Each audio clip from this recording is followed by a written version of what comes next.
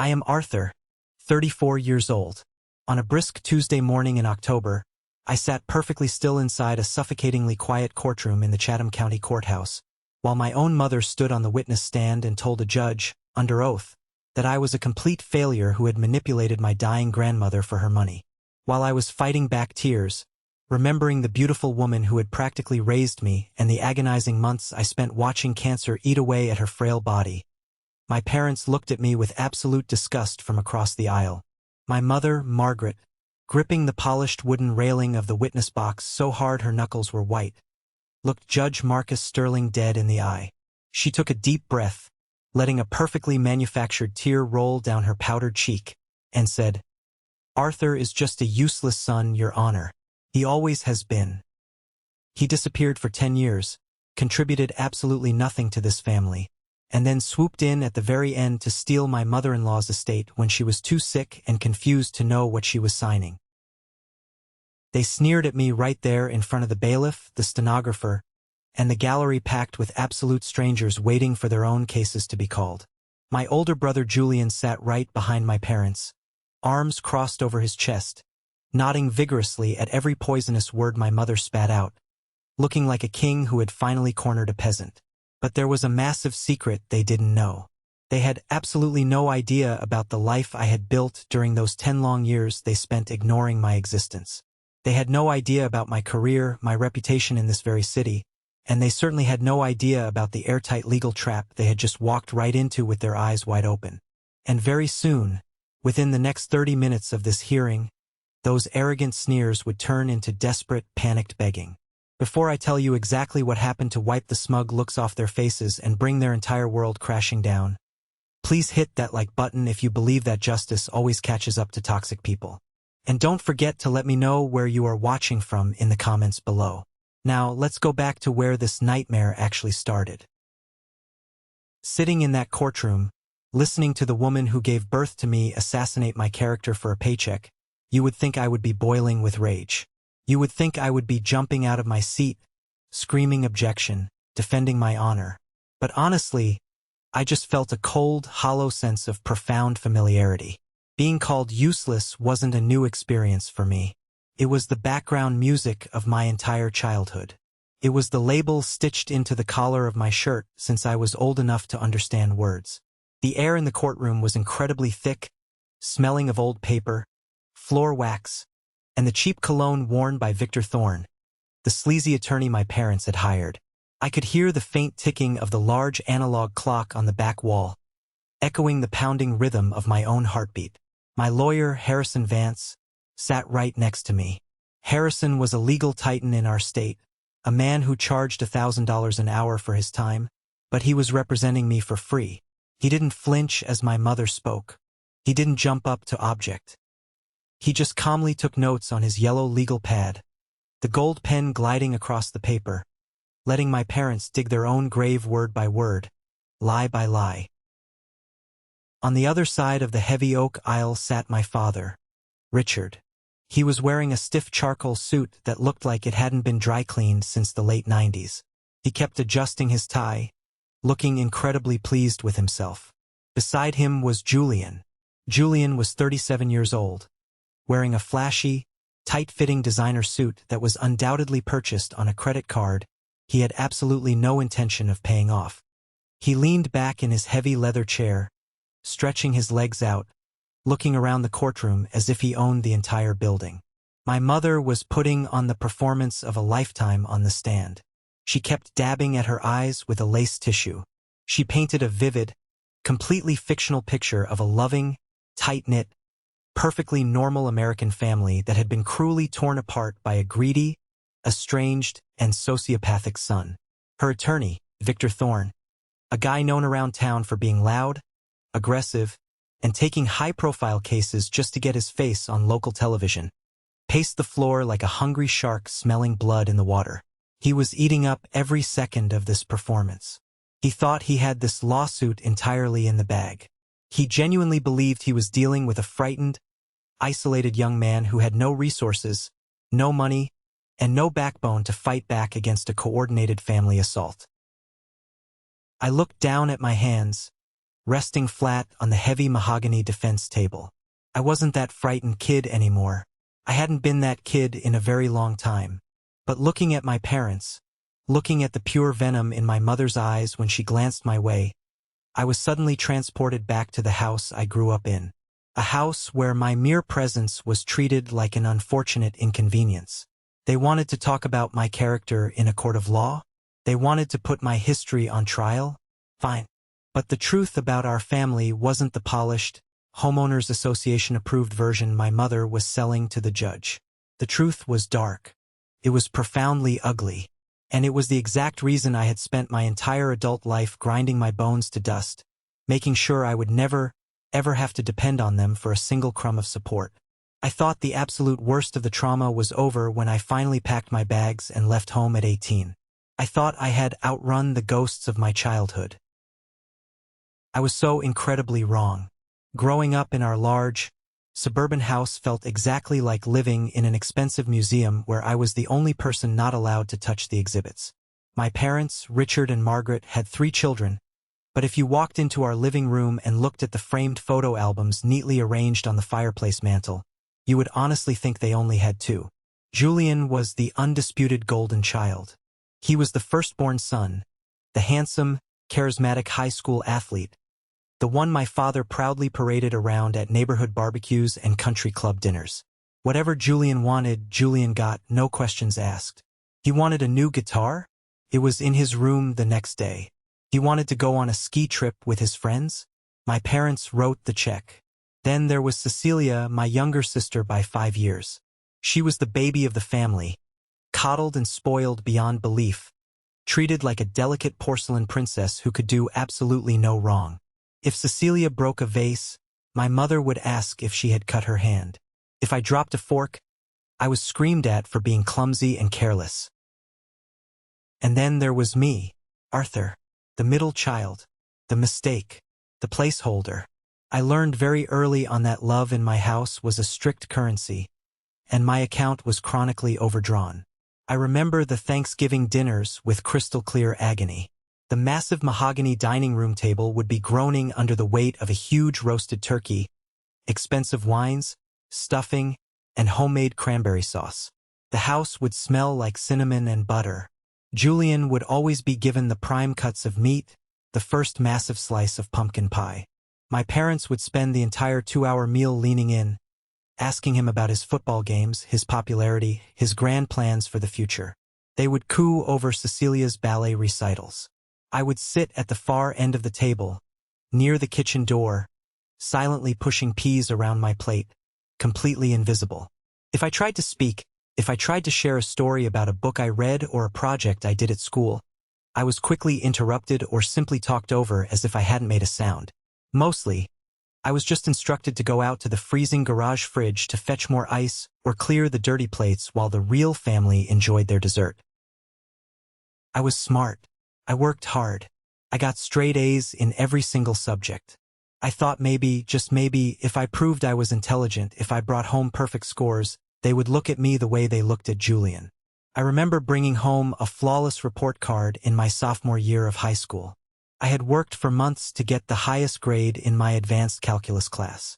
I proudly placed the crisp piece of paper on the kitchen island right in front of my dad.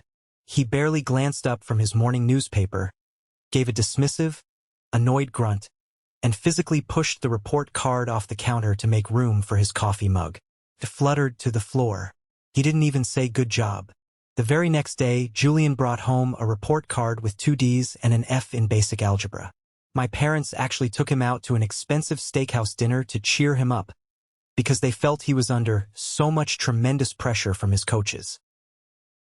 But the real breaking point, the exact moment the heavy blinders fell off my eyes completely, happened the summer right before my senior year of high school. I had been accepted into a highly competitive pre-law summer program at a prestigious university in Atlanta. It was a massive opportunity, something that could guarantee me a spot in a top-tier college and set me up for a brilliant legal career.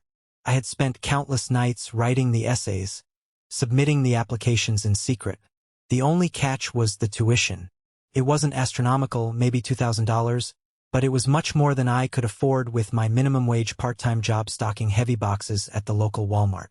I swallowed my pride, walked into the living room where my parents were watching television, and asked if they could help me out. I didn't ask for a handout. I asked for a loan from my college fund, a fund I knew they had set up years ago. I promised I would pay them back every single cent with interest once I started working. My mother actually laughed out loud. It wasn't a warm laugh. It was the kind of sharp, mocking sound that cuts right through your ribs and freezes your lungs. "Arthur," she said, not even bothering to look away from the television screen, "we can't just throw good money away on some silly summer camp. You aren't going to be a lawyer. Be realistic. We need to invest our money in a sure thing."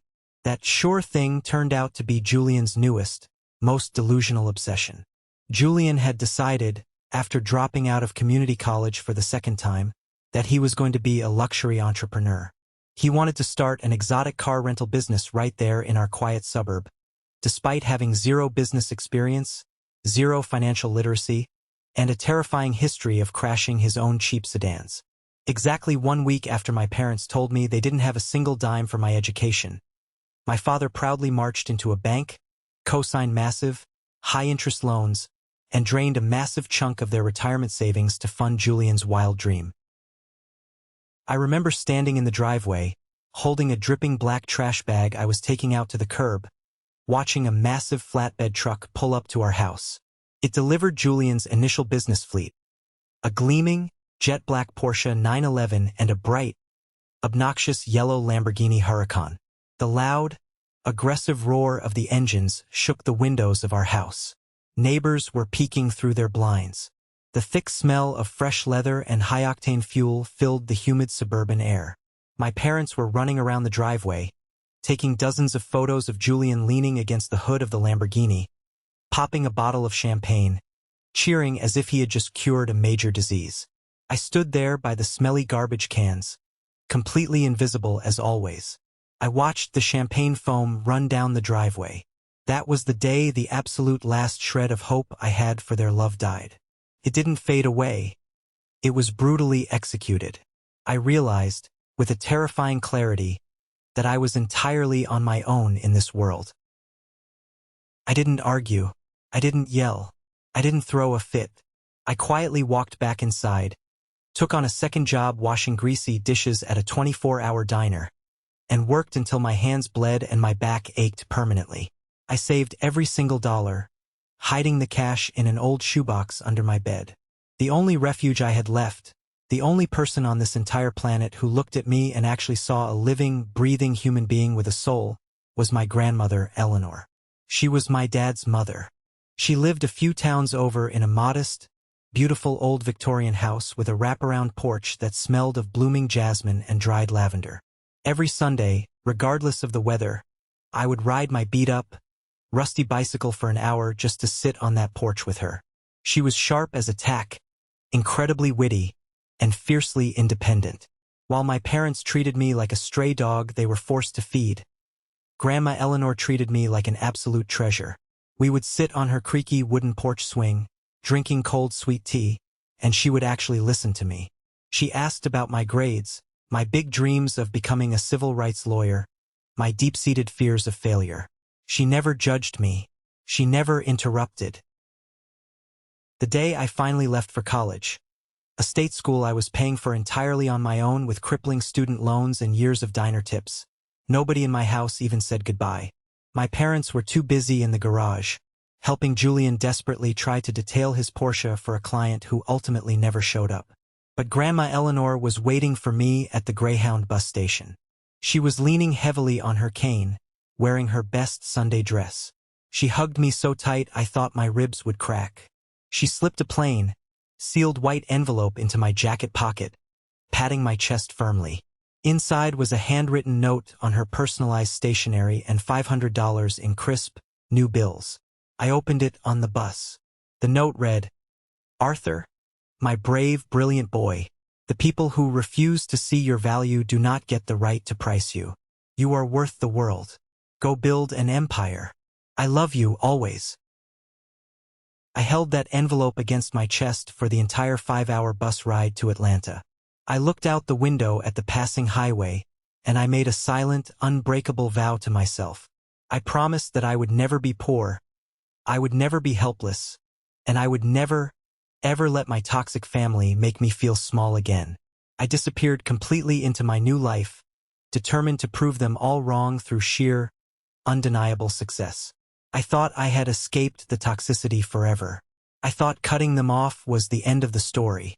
But family trauma is a relentless, suffocating shadow, and 10 years later, it came crawling back to drag me straight into hell. The next 10 years of my life were a blur of pure, unadulterated, bone-crushing grinding. I didn't experience a normal college life.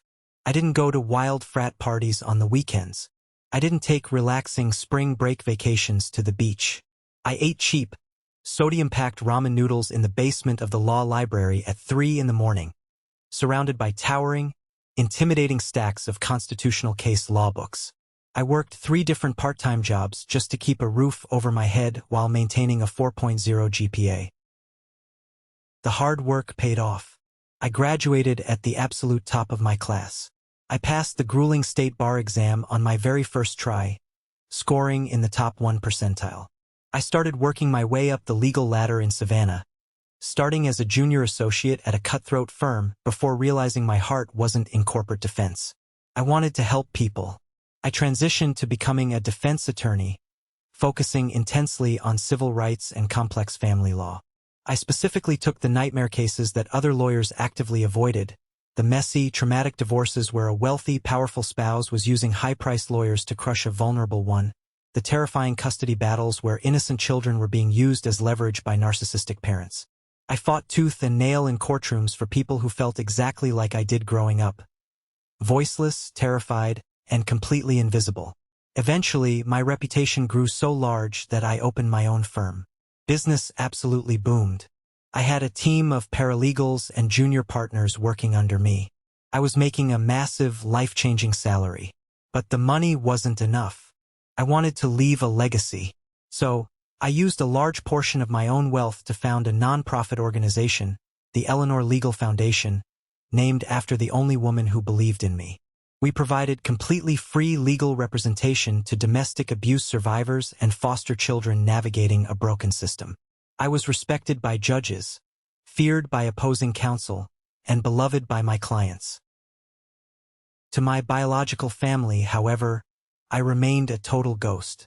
I changed my phone number. I didn't call on holidays. They didn't reach out. I missed a decade of Thanksgivings, Christmases, birthdays, and anniversaries. The silence was incredibly peaceful. It was the first time in my life my nervous system wasn't constantly on high alert. Then, on a rainy Tuesday afternoon, the phone on my massive oak desk rang. It wasn't a client. It was Dr. Eris, a senior physician from the local hospital back in my hometown. Grandma Eleanor had been diagnosed with aggressive terminal pancreatic cancer. The prognosis was devastatingly grim. She had weeks left, maybe a couple of months if she fought hard. I dropped absolutely everything. I didn't even finish the cup of coffee on my desk. I handed my entire heavy caseload over to my senior partners, packed a single duffel bag with dark suits and comfortable clothes, and drove 3 hours straight to her house. I moved into her spare bedroom that very night. The next 2 months were undeniably the hardest, most emotionally agonizing days of my entire life. I had faced down screaming prosecutors and hostile witnesses, but nothing prepares you for watching the strongest person you know wither away. I learned how to manage a terrifying array of liquid morphine and pain medications. I learned how to operate heavy, noisy oxygen tanks. I learned how to hold a plastic basin with steady hands while the woman I loved most in the world was violently ill in the middle of the night.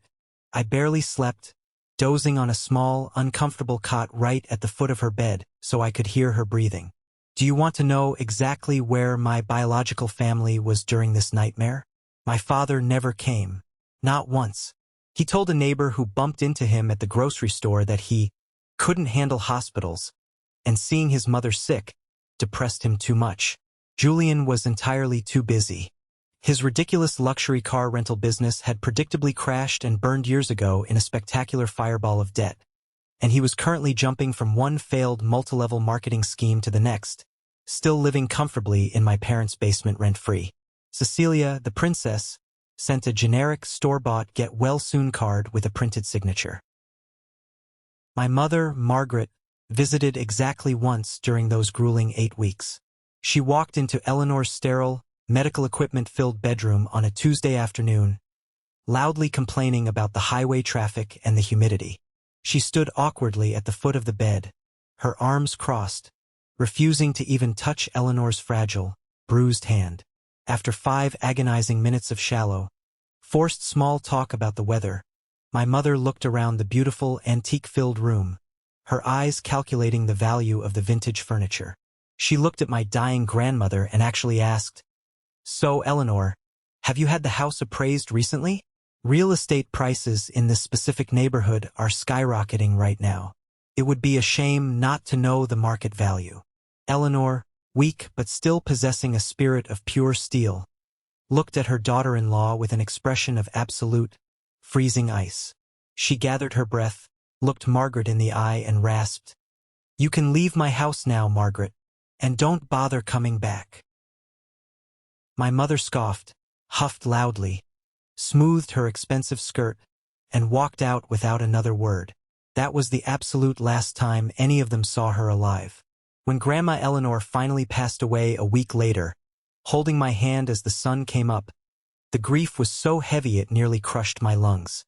I sat in the quiet room for hours. I arranged the entire funeral completely on my own. I paid for the casket, the flowers, the burial plot.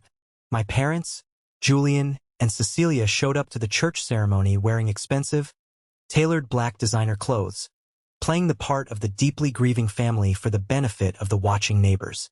They accepted condolences with sad nods. They didn't shed a single genuine tear. I watched them from the front pew, feeling absolutely nothing but profound disgust. 2 weeks after we put her in the ground, we were all formally summoned to the downtown office of Franklin, Eleanor's longtime estate lawyer, for the official reading of the last will and testament. My parents sat in the plush leather chairs in Franklin's waiting room, practically vibrating with uncontained greed. They knew the large house on Oak Street was fully paid off. They knew Eleanor had a substantial, diversified investment portfolio she had built over 40 years. They were already spending the inheritance in their heads, whispering excitedly to Julian about paying off debts and buying a new boat. Franklin, a quiet, serious man in his 60s, called us into his office. He adjusted his thick glasses, cleared his throat loudly, and read the legal document. It was short, binding, and brutally clear. "I, Eleanor, being of sound mind and body, leave my entire estate, including my residential home, all financial assets, checking accounts, and personal belongings, entirely and solely to my grandson Arthur. He is the only one who showed up when I was dying. He is the only one who cared. To my son Richard and his wife Margaret, I leave nothing." The silence that fell over that small office was absolutely deafening.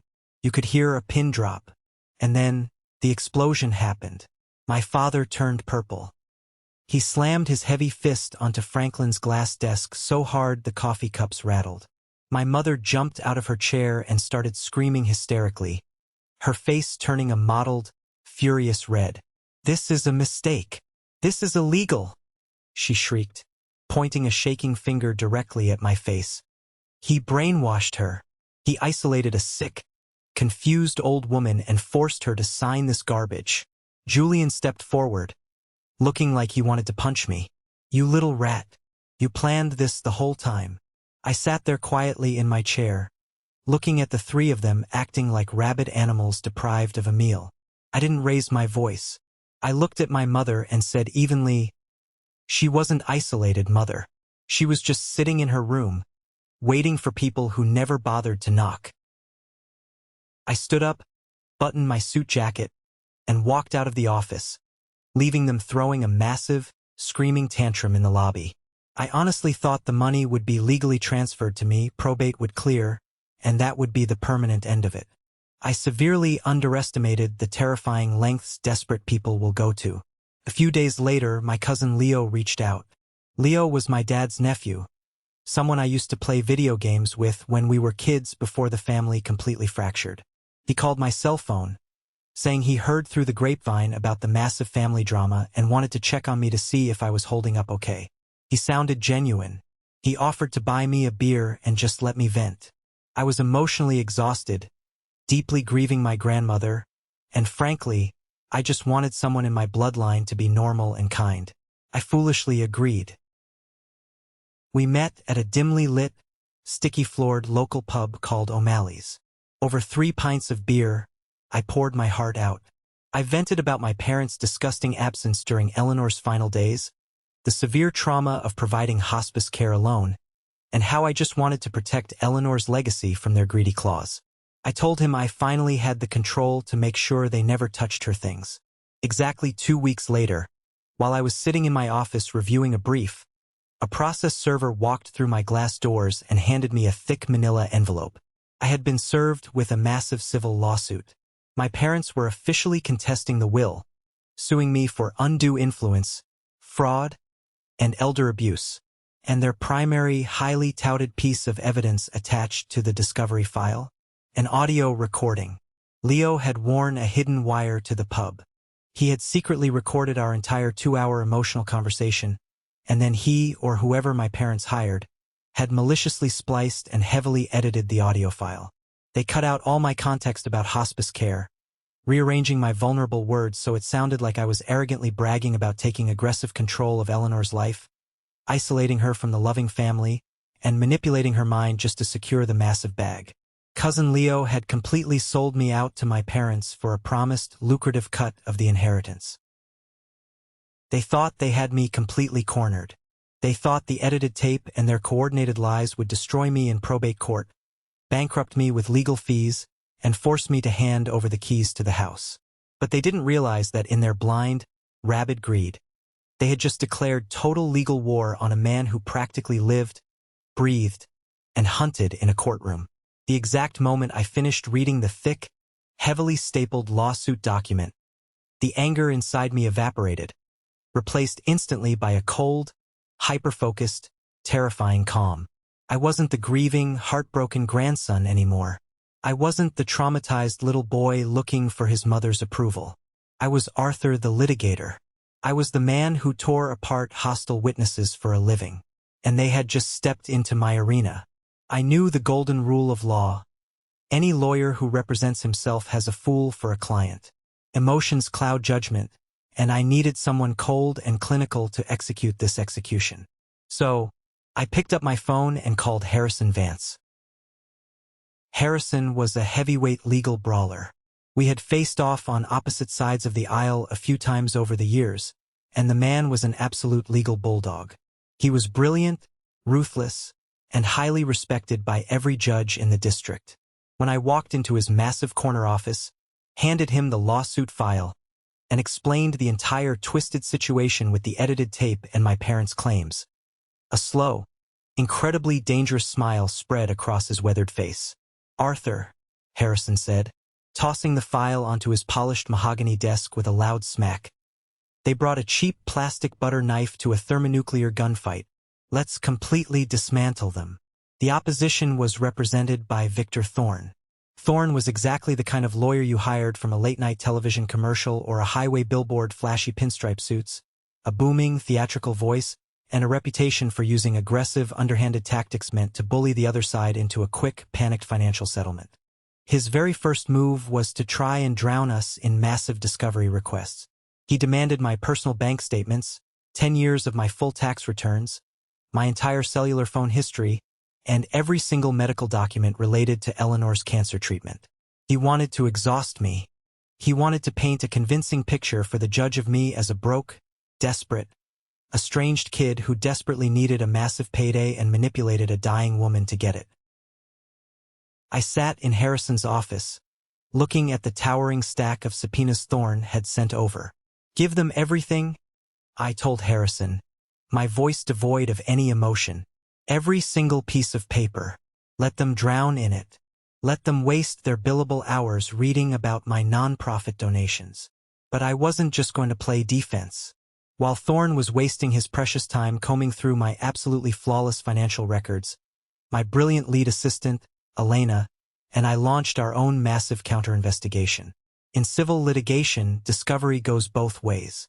We issued aggressive subpoenas for my parents' complete banking records, their mortgage statements, their credit card bills, and their tax returns. If they wanted a brutal war of attrition, I was going to show them how a seasoned professional does it. What Elena and I found combing through those boxes over the next few weeks was absolutely staggering. It painted a horrifying picture of absolute, unmitigated financial desperation on their end. My parents weren't just being greedy. They were drowning in a financial ocean of their own making. Remember Julian's exotic car rental business? The one my father proudly co-signed for a decade ago? Turns out Julian hadn't just defaulted on the massive business loans. When the business started failing, he had secretly convinced my father to take out a massive second mortgage on my parents' primary house to cover the balloon payments on that Lamborghini and Porsche.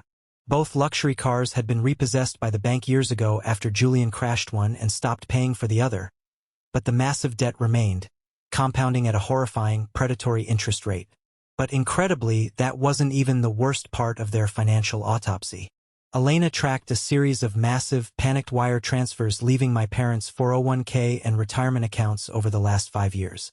They had been sending tens of thousands of dollars in a steady stream to my mother's younger sister, Aunt Beatrice. We dug into it.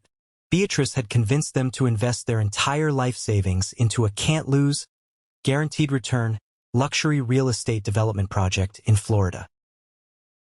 We looked up the LLC. It was a complete phantom shell company. The land they supposedly bought was a toxic, protected swamp that couldn't be built on. Beatrice had completely bled them dry, vanished, and their retirement accounts were practically sitting at zero. My parents were facing imminent foreclosure. They were functionally bankrupt. The only thing standing between them and living in a cheap, rundown motel was Grandma Eleanor's multi-million-dollar estate. They needed that inheritance just to survive the year, and they were fully willing to destroy my life, frame me for a felony elder abuse charge, and drag my beloved grandmother's name through the absolute mud to get their hands on it. "They're a cornered animal," Harrison said, reviewing the highlighted financial spreadsheets Elena had neatly printed out and laid across the conference table. "They're absolutely terrified of being homeless. That's exactly why Thorne is acting so incredibly aggressively. They need a settlement, fast. They want you to pay them to go away." "We offer them absolutely nothing," I replied, staring at the paper showing my father's second mortgage default. "We don't settle for a dime. We take this all the way to trial, and we expose everything on the public record." The night before the highly anticipated probate hearing, I drove out to Grandma Eleanor's house.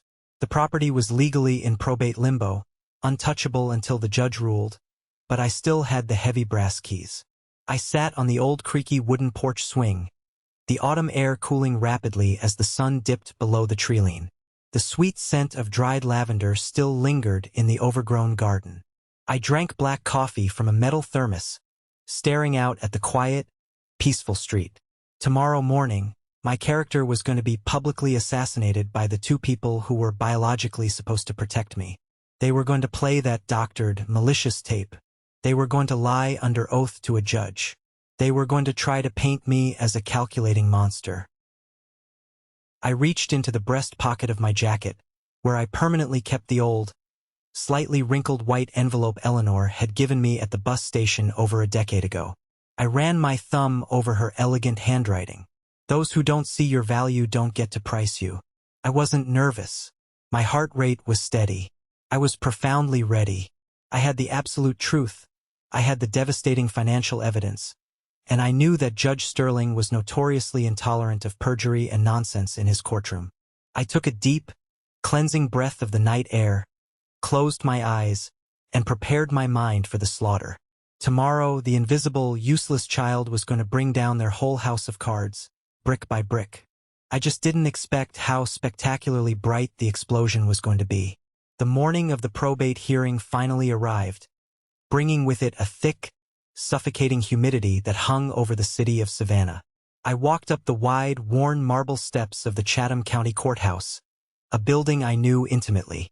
I had spent countless hours inside these very walls, fighting tooth and nail for clients who had been battered by the brutal realities of family court, brutal divorces, and terrifying custody battles.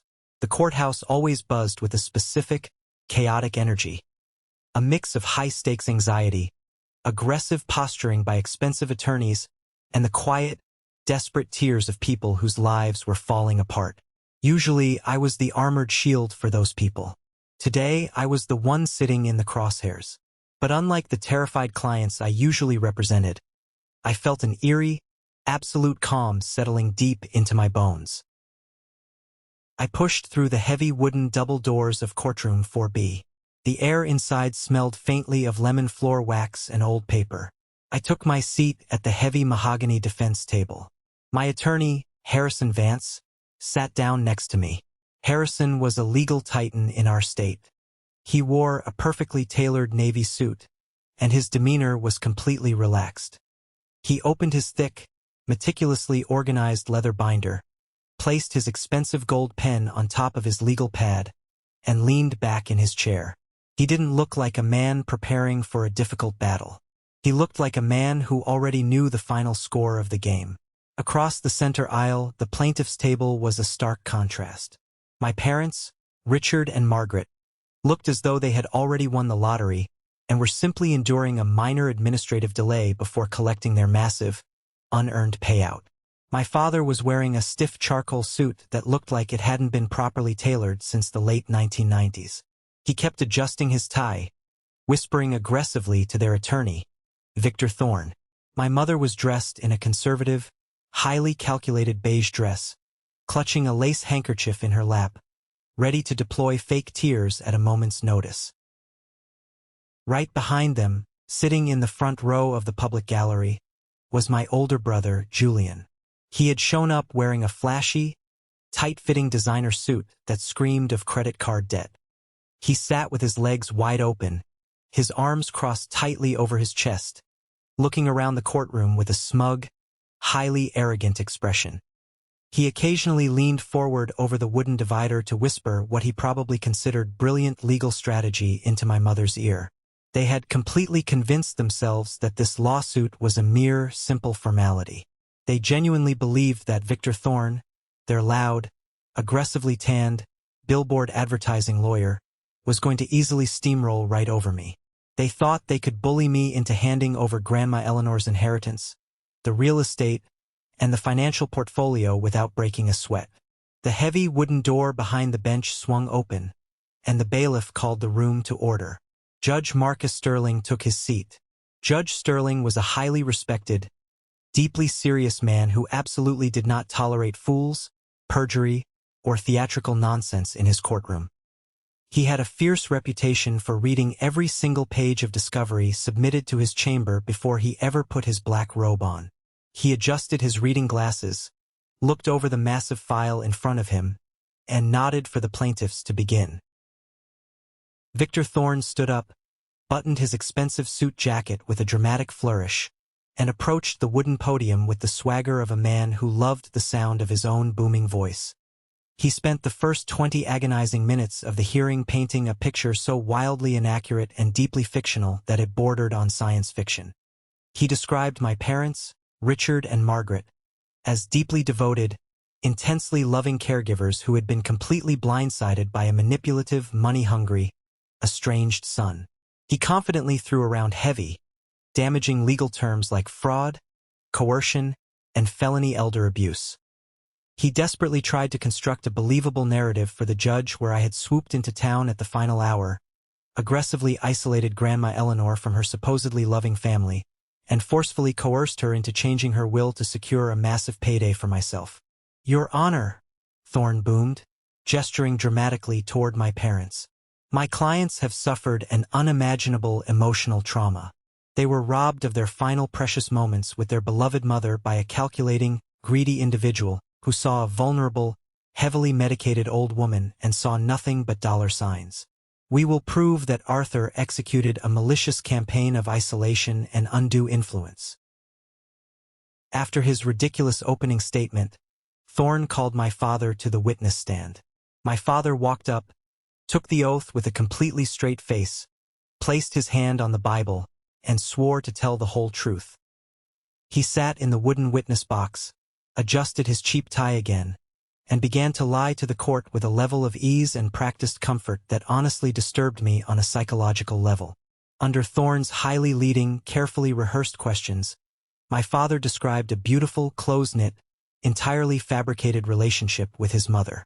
He looked the judge in the eye and claimed he visited her multiple times a week, that he called her every single Sunday afternoon, and that he was an active, deeply concerned participant in all of her complex healthcare decisions. "And Mr. Richard?" Thorne asked, pacing in front of the jury box. "Why were you not present during your mother's final days?" My father let his shoulders slump, putting on a face of profound, manufactured grief. "Because I was locked out, Your Honor. My son, Arthur, moved into the house and completely changed the locks. He refused to answer the door. He wouldn't return my desperate phone calls. I was completely cut off from my own mother when she needed me the absolute most. I sat at the defense table, my face a completely blank, unreadable mask of cold stone. I didn't shake my head in disbelief. I didn't roll my eyes at the absurd perjury. I didn't show a single ounce of emotion. I just sat perfectly still and let him weave the thick, heavy rope he was about to hang his entire future with. Next, Thorne called my mother to the stand. This was the main event. Margaret had clearly spent the entire morning in front of a mirror rehearsing her performance. She took the stand slowly, clutching her lace handkerchief tightly, her eyes darting nervously around the room to make absolutely sure everyone in the gallery was watching her dramatic display. "Mrs. Margaret," Thorne said, using a soft, overly sympathetic, almost sickeningly sweet tone, "can you please describe to the court the exact nature of your relationship with your son, the defendant Arthur?" My mother let out a long, heavy, incredibly dramatic breath. She looked over at the defense table, and for a split second, the fake sorrow completely dropped from her face. In that brief moment, I saw the absolute, raw, unfiltered hatred in her eyes. It was the exact same look she had given me when I asked for a tiny loan from my own college fund so many years ago. It was the look of a woman looking at a deeply disappointing insect. "Arthur was always a very difficult, very cold child," she said, her voice trembling with perfect, theatrical precision. "We gave him absolutely everything. We loved him just as much as our other beautiful children, but he constantly rejected us. He walked out of our loving home 10 years ago without a single backward glance. He didn't come to our Thanksgiving dinners. He didn't call on our birthdays. He completely abandoned his family to chase his own selfish, isolated ambitions." She paused to dab at her completely dry eyes, sniffing loudly for the court reporter to hear. "When my poor, sweet mother-in-law got sick with that terrible cancer, we were absolutely devastated. We wanted to be there for her. We wanted to hold her hand.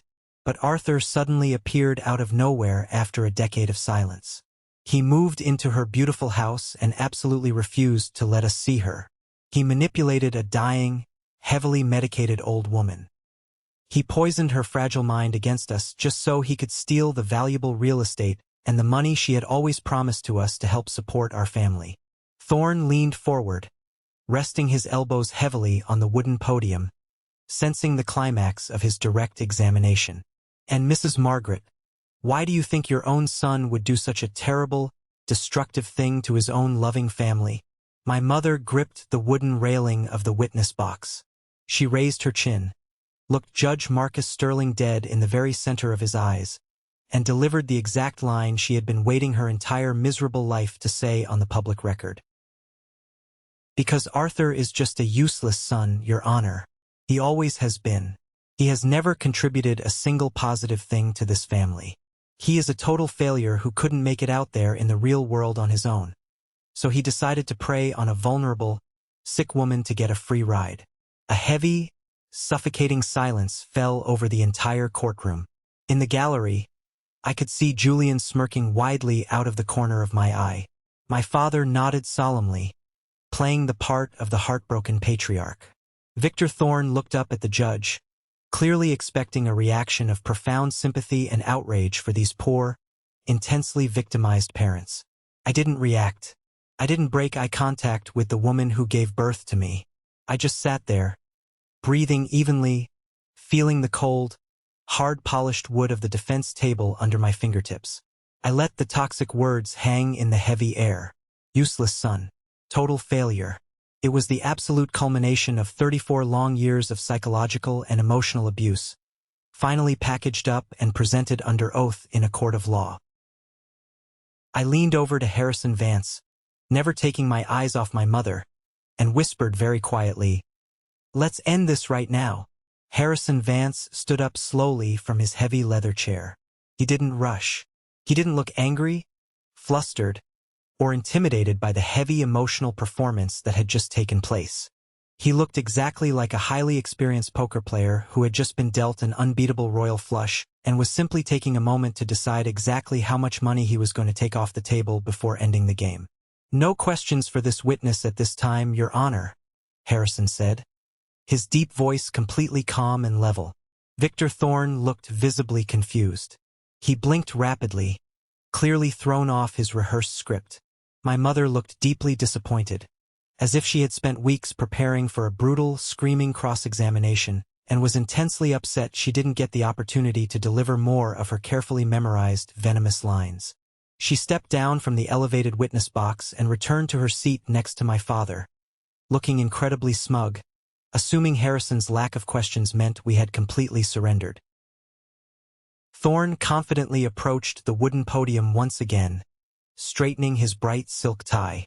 "Your Honor, the plaintiffs rest their case.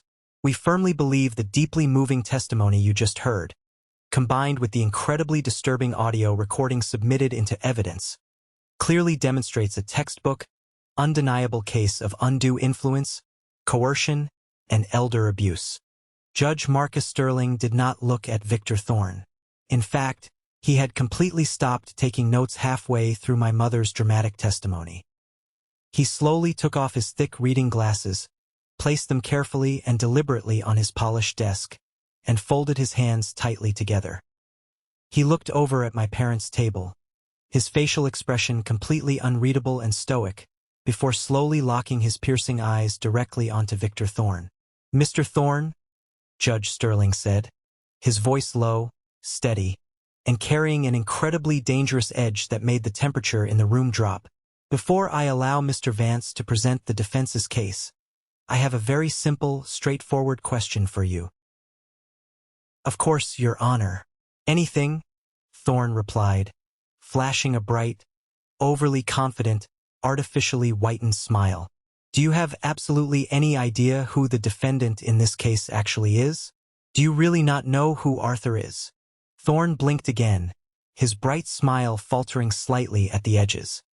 "He is the grandson of the deceased, Your Honor, the estranged, unemployed son of my clients." Judge Sterling's jaw tightened visibly. "That is his basic biological relation, Counselor.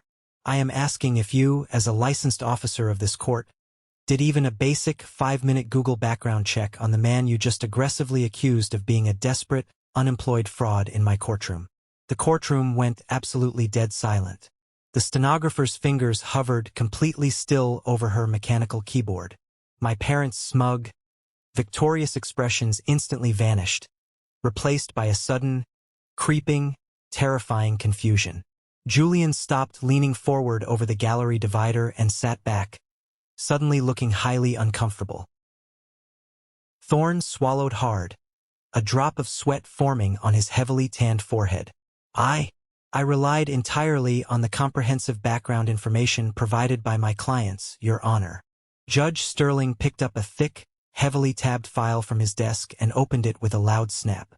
"Since your clients have just spent the last hour committing what borders on aggressive, highly malicious perjury in my courtroom, allow me to educate you and them. The man quietly sitting at the defense table, the man your client just called a useless failure, is Arthur. He is the founding senior partner of one of the most successful, highly respected civil rights law firms in the entire state of Georgia. He is the founder and primary funder of the Eleanor Legal Foundation, a massive nonprofit organization that provides completely free legal counsel to hundreds of victims of severe domestic violence. Judge Sterling paused, letting the heavy words sink deeply into the silent room. He looked directly at my mother, who had gone completely, shockingly pale. The color drained from her face so fast she looked physically ill, her jaw hanging slightly open. My father stared at me, his eyes wide with absolute panic, looking as if he were staring at a complete stranger. Furthermore, the judge continued, his powerful voice echoing off the tall wood-paneled walls, Arthur has stood in this exact courtroom, before me, on dozens of complex litigation occasions. He is widely known throughout the entire legal community of this city for his impeccable integrity, his massive professional salary, and his relentless dedication to fiercely protecting vulnerable people from exactly the kind of predatory, abusive behavior your clients are wildly accusing him of today. Victor Thorne looked like he had just been hit head-on by a massive freight train. He looked down at his yellow legal pad, then over at my parents with a look of pure, unadulterated fury, realizing instantly that they had completely lied to him about my financial status, my career, and my identity. He had walked blindly into a legal buzzsaw, and his professional reputation was about to be shredded. Harrison Vance chose that exact, perfect moment to stand up. If it pleases the court, the defense would like to briefly present our extremely conclusive evidence. It won't take long at all. Judge Sterling nodded sharply. Proceed, Mr. Vance. Harrison didn't call me to the stand. He didn't need my emotional testimony. He simply walked over to the court clerk and handed over a thick stack of officially certified, stamped legal documents. First, Your Honor, Harrison said, projecting his deep voice so everyone in the crowded gallery could hear clearly. Regarding the completely fabricated claim that my client aggressively isolated the deceased, we submit the official, heavily documented daily visitor logs maintained independently by the private hospice nursing staff over the last 2 extremely difficult months of Eleanor's life. These official logs show that Arthur was physically present at the home providing care for an average of 16 grueling hours a day. The logs also clearly show that Richard visited a total of 0 times. Julian visited a total of 0 times. And Margaret visited exactly once, for a documented duration of less than 7 minutes, during which she inquired about the real estate value of the property. My father slouched deeply down into his heavy chair, looking like he wanted the floor to open up and swallow him whole. Julian suddenly found the scuff marks on the floor tiles incredibly fascinating. Second, Harrison continued smoothly, holding up a certified, watermarked medical document. We submit the sworn, fully notarized legal affidavit of Dr. Aris, the chief senior oncologist who treated Eleanor. Dr. Aris officially testifies under penalty of perjury that Eleanor was completely lucid, of entirely sound mind, and highly fiercely independent until her final 48 hours. She ordered the drafting of her new will entirely on her own, passing a rigorous, specialized psychological evaluation specifically mandated by her estate lawyer to absolutely prevent this exact type of frivolous, greedy lawsuit from her estranged son. Harrison then turned his full, intimidating attention directly to Victor Thorne, who looked physically sick. Now, regarding the audio recording the plaintiffs submitted as their so-called smoking gun. The recording provided by Arthur's cousin, Leo. Thorne physically cringed back away from the podium. We aggressively hired an independent, highly respected, court-certified digital audio forensics expert to deeply analyze the digital file, Harrison said, pulling out a thick, bound analytical report. The expert conclusively found that the audio file was maliciously spliced, heavily edited, and digitally manipulated in 37 different specific places to intentionally completely alter the context of the deeply emotional conversation. Submitting manipulated, fraudulent digital evidence to this court is a severe violation of the law, and quite frankly, clear grounds for immediate professional disbarment. Judge Sterling glared down at Thorne with absolute venom. Is this true, Mr. Thorne? Did you submit fraudulent evidence to my court? Your Honor, I swear to you, I had absolutely no idea, Thorne stammered, his expensive fake tan looking suddenly sickly and gray. My clients provided the digital file to my office. I was aggressively assured by Richard and Margaret of its complete authenticity. "Finally," Harrison said, delivering the absolute, devastating killing blow to their entire pathetic charade. "We submit the subpoenaed, fully audited financial records of the plaintiffs. They claimed Arthur was a failure, desperate for money. These verified records prove the exact opposite. Richard and Margaret are currently facing imminent bank foreclosure on their primary suburban residence. Their massive, crippling debt stems directly from a high-interest second mortgage taken out to illegally finance a failed luxury car rental business for their son, Julian. A spectacularly failed business that resulted in the highly public repossession of a Lamborghini and a Porsche." Harrison pulled out one final sheet of paper, a bank wire transfer record. "Furthermore, the plaintiffs have entirely drained their 401k and retirement accounts by foolishly wiring hundreds of thousands of dollars to a shady LLC known as Sunshine Estates. A brief, simple investigation by my office reveals this LLC is a verified fraudulent real estate swamp scam operated directly by Margaret's younger sister, Beatrice. The plaintiffs are functionally completely bankrupt. They initiated this vicious, malicious lawsuit not out of profound grief for a lost mother, but out of absolute, terrifying, desperate financial ruin." The silence in the massive courtroom was absolute and total. You could hear the faint hum of the air conditioning vents and the rapid, panicked breathing of my father. My mother was silently weeping into her hands, her carefully constructed facade completely shattered. My father looked utterly broken, staring blankly at the wood grain of the table. Julian had shrunk down so far into his gallery seat, he looked like a terrified, trapped child. They had aggressively tried to bury me in the dark. They just didn't realize I was the one who owned all the heavy machinery. Judge Marcus Sterling did not hesitate for a single second. He didn't need to take a long recess into his chambers to consider the massive mountain of irrefutable evidence. He looked down from the high wooden bench, his face a hard mask of absolute judicial disgust and furious contempt. "This is, without a doubt, one of the most shameful, deeply malicious, and entirely frivolous abuses of the legal system I have ever seen in my 20 years sitting on the bench," Judge Sterling announced, his voice slicing brutally through the heavy, humid air of the courtroom. "To attempt to completely destroy the hard-earned, impeccable professional reputation of an upstanding citizen, to illegally manipulate digital audio evidence, and to violently drag the beautiful memory of a deceased woman through the mud simply to cover up your own wildly reckless financial mistakes is absolutely abhorrent." He picked up his heavy wooden gavel, his knuckles white.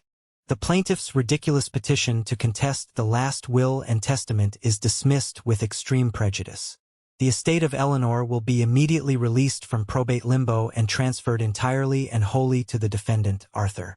Furthermore, as a punitive measure for this staggering abusive process, I am officially ordering the plaintiffs, Richard and Margaret, to pay the entirety of the defendant's highly expensive legal fees. Court is permanently adjourned." The loud, violent crack of the gavel hitting the sounding block echoed like a gunshot in the silent room. It was over. The nightmare was completely, legally, and permanently over. They had nothing left. Harrison Vance patted my shoulder firmly, snapped his thick leather briefcase shut, and gave me a quiet, respectful nod before turning and walking out of the courtroom. I stood up slowly, calmly buttoning my tailored suit jacket. I didn't look back at my parents' table.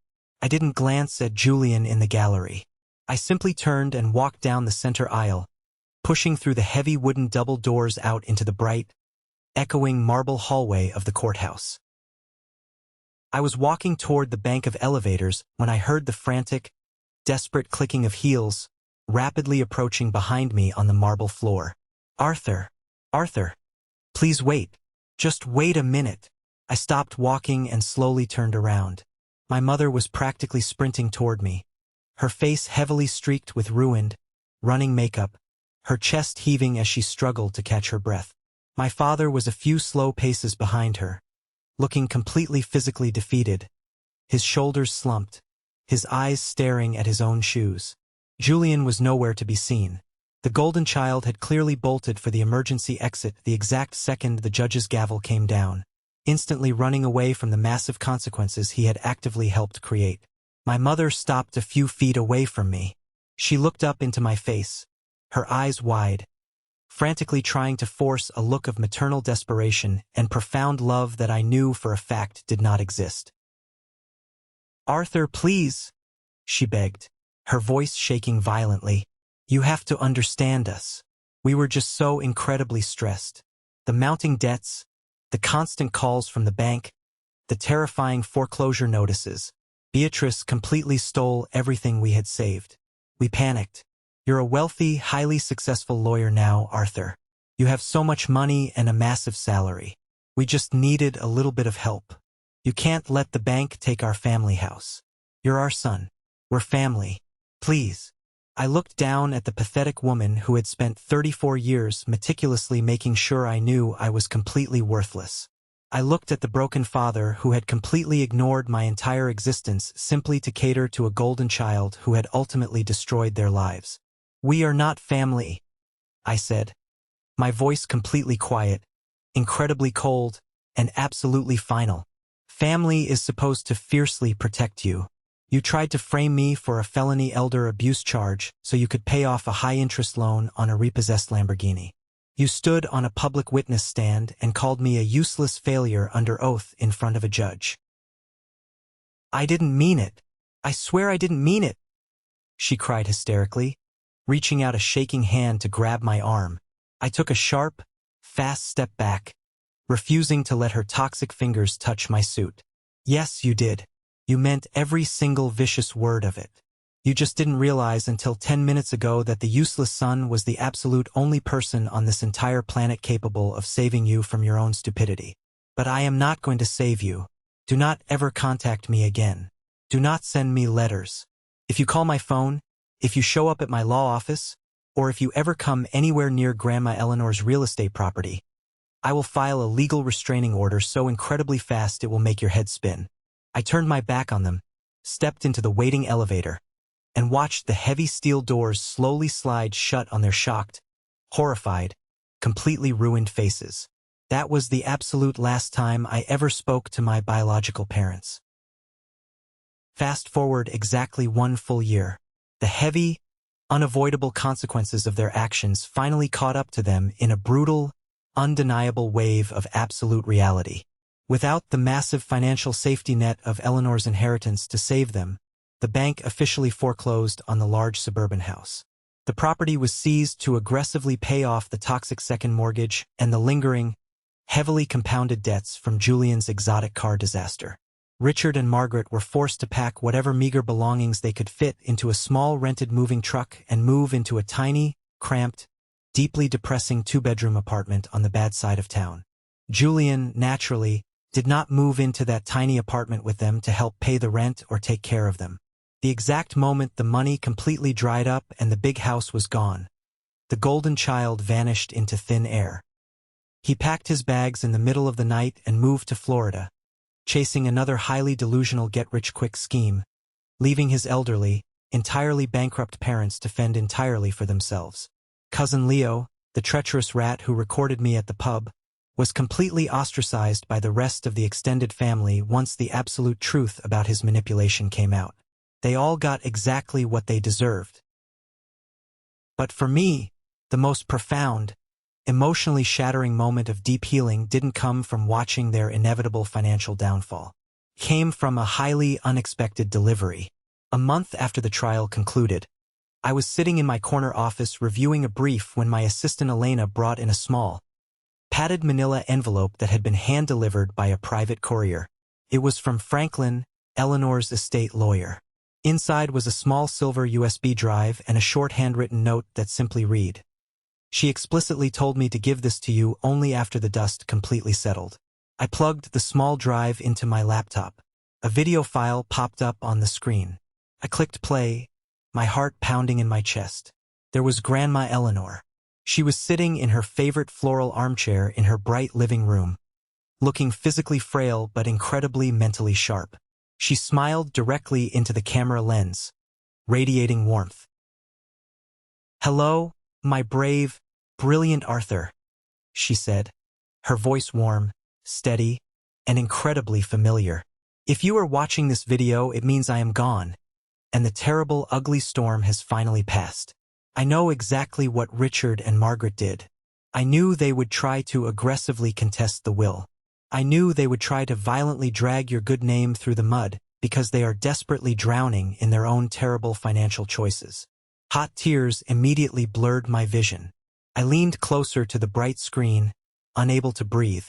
"I could have easily set up an ironclad, irrevocable trust," she continued, taking a slow, labored breath. "I could have made it legally impossible for them to ever sue you. But I didn't. I purposefully, intentionally left the legal door wide open for them to contest it. Because I knew you, Arthur. I knew that your heart is entirely too big. I knew that if they cried and begged you, if they played the desperate victim, you might have felt an intense, misplaced guilt. You might have given them some of your hard-earned money out of a deeply ingrained sense of duty to people who never, ever loved you properly." She smiled, a fierce, intensely protective glint shining in her tired eyes. "I wanted them to show you their true, ugly faces in the most public, undeniable way possible.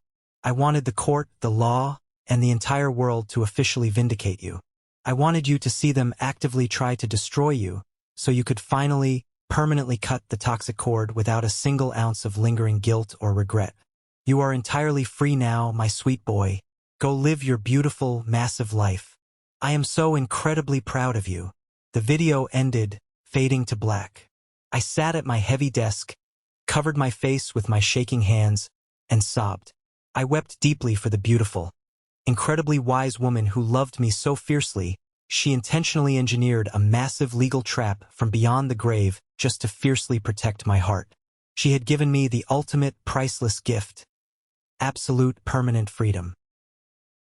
Today, my daily life looks completely, entirely different than the absolute nightmare I barely survived. I kept Grandma Eleanor's beautiful Victorian house. I didn't sell it.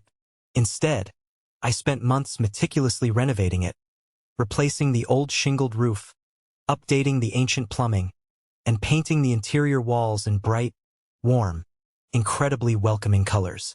But I kept the massive wraparound porch exactly the same. I kept the old creaky wooden porch swing, and I still meticulously grow sweet jasmine and purple lavender in the front garden. Every single Sunday morning, I sit out there on that swing with a hot cup of black coffee, breathing in the familiar scent, and I feel a profound, deeply unshakable sense of peace. I am finally, truly home. The Eleanor Legal Foundation has expanded massively since the trial. We recently received a massive federal grant, allowing me to hire 5 more full-time, highly aggressive civil rights attorneys. We no longer just handle intense domestic abuse cases. We have an entire, highly specialized division dedicated exclusively to fighting for vulnerable children who are stuck deep in the heavily broken foster care system. We fight for children who are incredibly used to feeling exactly like I did growing up: invisible, entirely unwanted, and deeply, painfully useless. I make absolutely sure they know their voices matter. I make sure they know they have a heavyweight, terrifyingly competent legal team fighting tooth and nail in their corner. I still personally take on highly complex family law and brutal custody cases at my private, wildly successful firm, but my perspective as a litigator has completely, permanently shifted. I don't just see the dry legal statutes written in books. I deeply see the human collateral. I know exactly what it looks like when highly toxic parents try to aggressively use the legal system to manipulate, terrorize, and completely destroy their targets. I see right through the blatant lies, the highly manufactured fake tears, and the aggressive courtroom posturing. And I dismantle them, case by agonizing case, file by massive file, utilizing every legal tool at my disposal. Sometimes, when I'm standing in a quiet courtroom waiting for a judge to take the high bench, I think back to that horrible, humid Tuesday morning. I vividly think about my mother standing on the wooden witness stand, aggressively calling me a useless failure under oath. I think about the sheer, staggering audacity of highly toxic people who violently demand your absolute loyalty while simultaneously holding a sharp knife directly to your back. If there is one absolute, undeniable truth I have learned from surviving my incredibly toxic family and navigating the brutal, bloody trenches of civil litigation for over a decade, it is exactly this. Biology does not automatically grant you a permanent VIP pass to someone's life. Being a parent is a profound, beautiful privilege, not a dictatorial absolute right. You cannot spend decades emotionally neglecting a child, treating them like a heavy burden, investing absolutely all of your love and financial resources into a spoiled golden child, and then violently demand respect and financial salvation when your own incredibly poor choices finally catch up to you. The people who absolutely refuse to see your immense value do not get the right to aggressively price you. You are absolutely not defined by the severe lack of love you received in your difficult childhood. You are not the terrible, deeply limiting, entirely fictional story they aggressively tried to write for you. You are defined entirely by what you choose to aggressively build from the broken, jagged pieces they carelessly left behind. I took the incredibly painful label of useless son, and I forged it into a heavy, unbreakable legal shield that now actively protects hundreds of innocent people. I built a massive, highly successful empire of empathy and justice exactly where they tried to leave a dark crater of self-doubt and depression. Setting absolute, incredibly permanent boundaries with highly toxic family members is not an act of cruelty. It is the absolute ultimate act of self-preservation. It is incredibly painful to physically walk away from the people who gave you your life, but sometimes walking away is the only possible, healthy way to ensure that you get to actually live yours. Do not ever let anyone, not a toxic parent, not an abusive sibling, not a manipulative spouse, make you feel a single ounce of guilt for fiercely protecting your peace, your hard-earned financial assets, and your mental health. If you are watching this video right now, and you are sitting alone in the dark, deeply feeling like the invisible, forgotten child in your own home, if you are completely breaking your back trying to desperately earn the love and approval of toxic parents who only actively acknowledge you when they need a massive favor or a financial loan, I want you to hear me incredibly clearly. Stop. Stop aggressively trying to water a completely dead, barren garden. Take all of that incredible, beautiful energy, all of that fierce, undeniable resilience you built just to survive them, and pour it directly into yourself. Build your own massive, beautiful, incredibly successful life. Find your chosen family, the people who love you for exactly who you are, not for what you can provide for them. Because the absolute greatest, most satisfying revenge against people who repeatedly told you that you would be nothing is waking up every single day and proving them spectacularly wrong by simply being deeply happy, wildly successful, and entirely, permanently untouchable. Have you ever faced something incredibly similar with your own highly toxic family? Have you ever had to draw a massive, permanent line in the sand and walk completely away from toxic, abusive relatives just to protect yourself? Share your incredible story in the comments below. I read them all, and there is so much deep power in knowing you are absolutely not alone in this difficult fight.